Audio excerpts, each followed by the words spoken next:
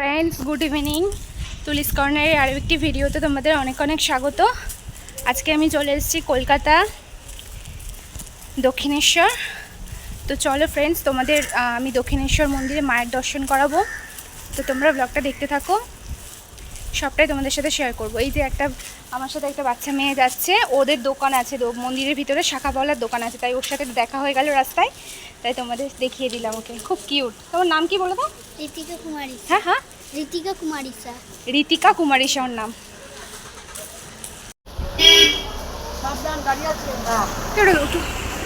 Video করে দাও মন্দিরটা।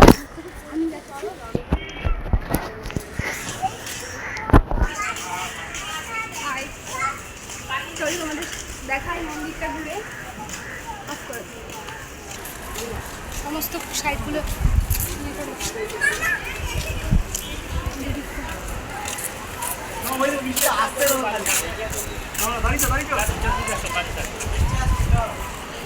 প্রচুর ভিড় তো।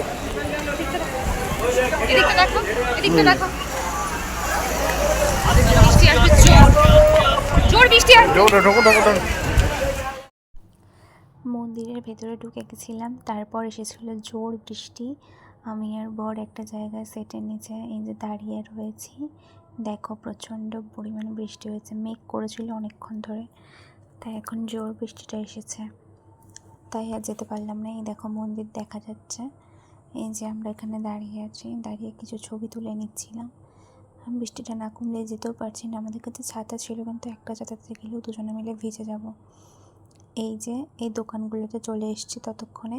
এই যে মেয়েটার সাথে দেখা হলো না, বোনটার সাথে, ওদেরই এটা দোকান। তোমাদেরকে বললাম না যে মন্দিরের ভিতরে একটা দোকান আছে। তো এই ওদের দোকান থেকে কিছু জিনিস দেখে নিচ্ছিলাম। মানে এই ব্রেসলেটগুলো পছন্দ হয়ে গেছিলো, তারই মধ্যে এই 3টে ব্রেসলেট নিয়ে নিয়েছিলাম। একটা হচ্ছে আমার জন্য নিয়েছি, একটা বোনের জন্য, আর একটা ওই দিদির জন্য নিয়েছিলাম। 3টে, ব্লু, পিঙ্ক আর গ্রিন, এই 3টে কালার। তারপর চলে এলাম এই জুতোগুলো জমা রাখার জন্য। এখানে জুতো খুলে জমা করে যেতে হবে ভেতরে, এখানে রেখে যেতে হবে।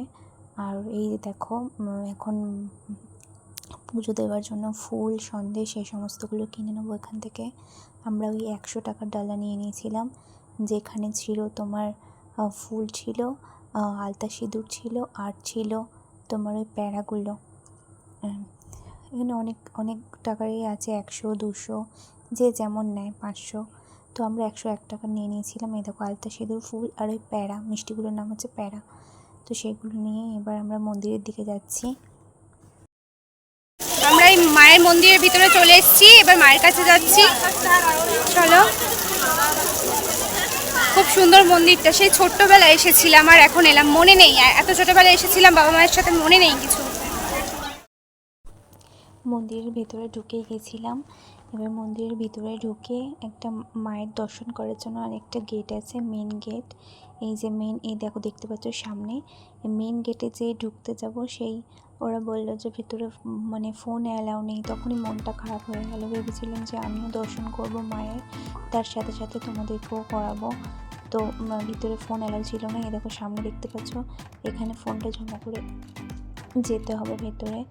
তো এখানে সমস্ত আমার আর তোমার দাদা ভাইয়ের ফোন দুটো জমা করে তারপরে ভিতরে ঢুকেছিলাম। তো ফ্রেন্ডস, এইটুকুই মানে তোমাদের মন্দিরটা করে দেখাতে পারলাম, কিন্তু ভিতরে গিয়ে মায়ের দর্শন করাতে পারলাম না। কিন্তু তোমাদের সাথে এই মন্দিরটা শেয়ার করতে পারলাম, সেটাই খুব ভালো লাগলো। খুব ইচ্ছা ছিল তোমাদের এখানে আসবো এবং মন্দিরটা মানে শেয়ার করব তোমাদের সাথে। এখন তোমাদের সাথে কিছু শেয়ার করতে পারলে নিজের মনটাও ভালো লাগে না, তাই ব্লগটা একটু ছোট হয়েছে, কিন্তু শেয়ার করতে পেরে খুব ভালো লাগলো। যদি মায়ের দর্শন করাতে পারতাম তোমাদের সবাইকে, আরও ভালো লাগতো। তো ফ্রেন্ডস, আজকে ব্লগটা এই পর্যন্ত। যদি আমার ভিডিও তোমাদের ভালো লেগে থাকে তাহলে প্লিজ একটা লাইক করে দিও, আর কমেন্ট করে জানিও যে তোমাদের আমার ভিডিও কেমন লাগছে। তো শেষে কিছু ছবিগুলো তোমাদের যেগুলো তুলেছিলাম সেগুলো শেয়ার করে দিলাম। তো আজকে ব্লগটা এই পর্যন্ত, দেখা হচ্ছে তোমাদের সাথে নেক্সট ব্লগে। ততক্ষণের জন্য টাটা, সবাই খুব ভালো থেকো, সুস্থ থেকো।